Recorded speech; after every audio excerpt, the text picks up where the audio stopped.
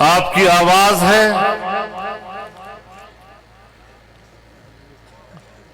آپ کے حقوق کی آواز ہے۔ پاکستان میں اسلام کی سربلندی، انسانی حقوق کا تحفظ اور خوشحال معیشت، یہ ہمارا بنیادی ہدف رہا ہے۔ یہ ہمارے منشور کی اساس رہا ہے، اور آج جب اس ملک میں سب سے پہلے سیاسی عدم استحکام پیدا کیا گیا، سیاسی افراتفری ملک میں پیدا کی گئی، اور پھر جب 2018 میں دھاندلی کے ذریعے ایک جعلی حکومت ملک پر مسلط کی گئی، اس کے نتیجے میں معاشی عدم استحکام آیا۔ پاکستان پوری دنیا میں نہیں، اس خطے میں بھی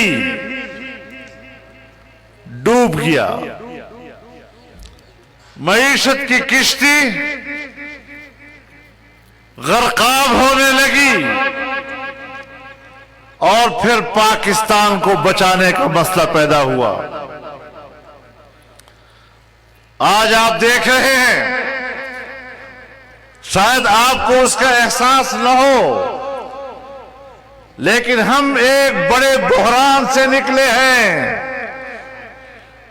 سیاسی عدم استحکام کے بعد معاشی عدم استحکام، اور پھر آپ کے دفاعی نظام کو کمزور کیا گیا۔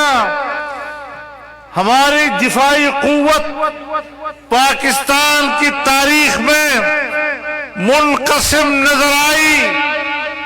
آج ہم اس بحران سے بھی نکل چکے ہیں۔ آپ اندازہ نہیں لگا سکتے کہ ہم نے در حقیقت ریاست پاکستان کی بقا، اس کی سالمیت اور اس کی حفاظت کی جنگ لڑی ہے، اور آپ کی دعاؤں سے ہم نے اس جعلی اقتدار کا بھی خاتمہ کیا، اور پاکستان کو معاشی بنیاد پر بھی ایک کامیاب سفر پر روانہ کر دیا۔